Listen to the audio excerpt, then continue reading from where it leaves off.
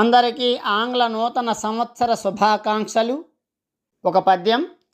సర్వ సంపదలన్నీ సమకూరి చక్కగా సిరుల వానలు మీ ఎంట కురియుగాక. సకల విద్యల నేర్చి సర్వవేళల మీకు విజ్ఞాన దీప్తులు వెలయుగాక.